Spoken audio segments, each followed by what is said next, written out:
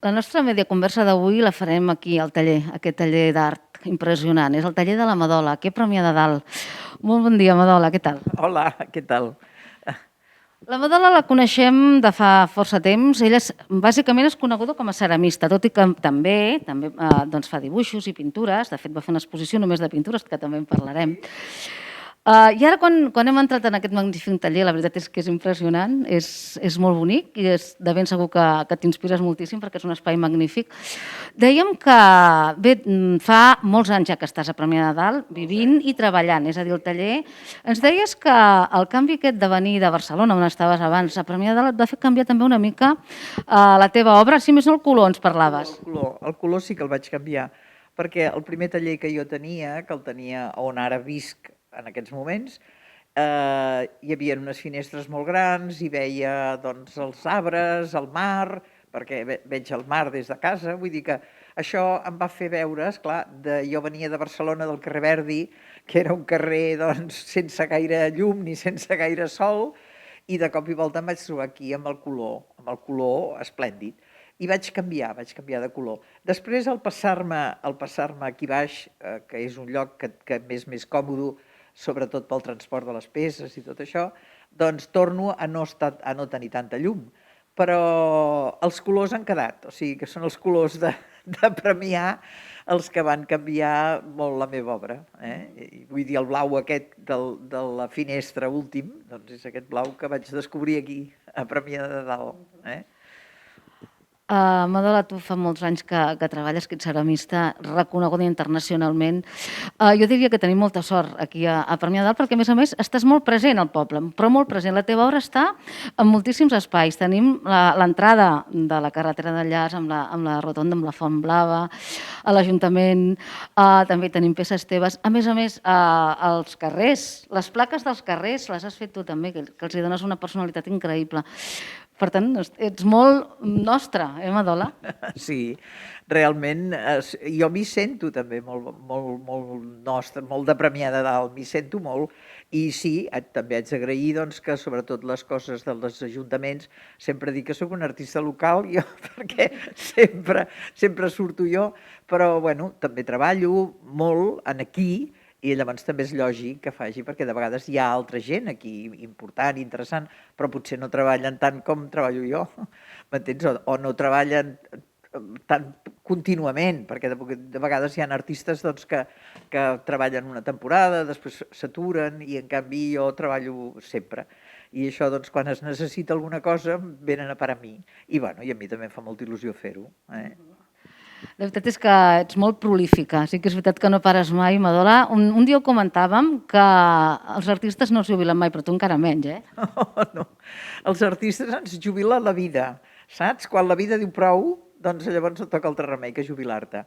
Però de moment jo encara tinc ganes i forces de poder seguir treballant, i això és el que faig. No? Vull dir que ja arribarà un punt que hauré de deixar, però de moment doncs no penso deixar-ho.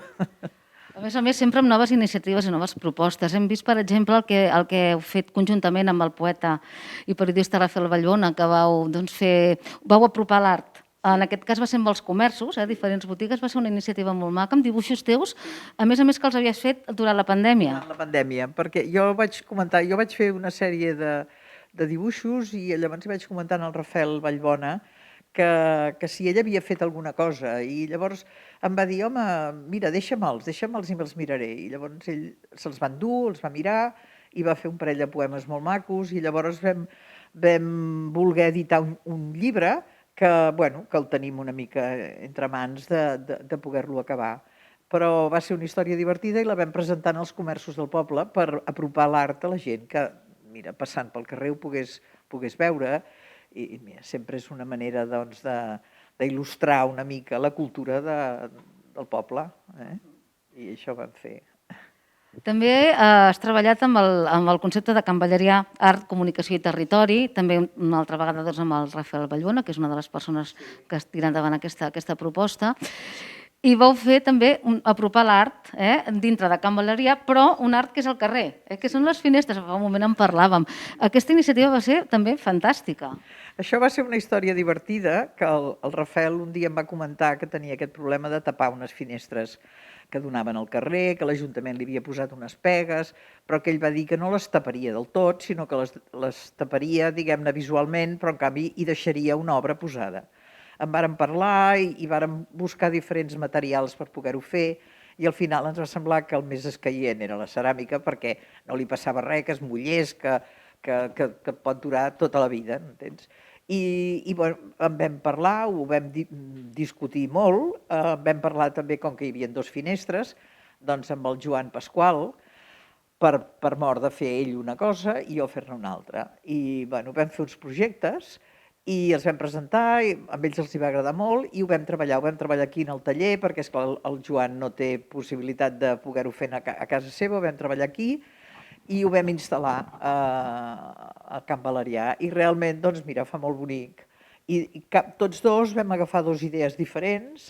Jo vaig agafar la idea de la finestra d'una figura que mira la finestra, i la història que em va venir va ser una història personal que em va fer gràcia d'explicar a través d'aquesta finestra, que era la del Juanito, la del marit de la senyora Carmen, el Joanet, no el Juanito, el Joanet, que anava amb el carro i portava els nens a dalt del carro.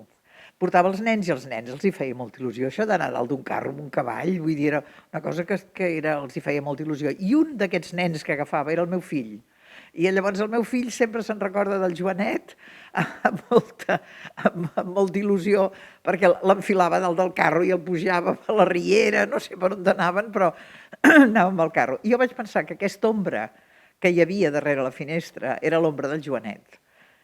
I bueno, em va semblar bé fer-ho i així ho vaig fer. I el Joan Pasqual va fer una persiana que aixeca la persiana i es veuen les lletres de Can Valerià, de l'escriptura i de la cultura que es passa aquí dintre, no?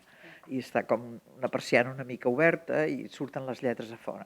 Bueno, va ser una història molt bonica, i al carrer ha quedat. Com dèiem, noves propostes. No fa massa parlàvem també, Madola, doncs això de les diferents etapes que es puguin viure, i tu com a artista estaves passant una etapa en la qual et venia com molt de gust també dibuixar i fer pintura. De fet, vam tenir una exposició només de pintura al museu, Gènesi, recordo. Sí. Bueno, va ser una història que em van demanar fer una exposició i jo acabava de fer una exposició fora, grossa, i llavors vaig pensar, no sé, ara m'agradaria fer una altra cosa, no? I ja que pinto, doncs vaig fer una exposició de pintura. Vaig fer una exposició de pintura i em va fer molta gràcia a mi mateixa, perquè quan la vaig tenir col·locada em sobrava espai. O sigui, com que només vaig utilitzar les parets, al mig de la sala no hi havia res. Va fer gràcia a mi.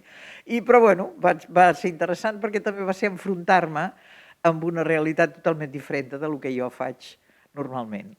I vaig fer aquesta exposició de pintura. I ara, sí, realment pinto més perquè físicament també no puc... Aquestes peces pesen molt, són molt feixugues i són molt complicades de fer, i llavors de tant en tant m'haig d'aturar.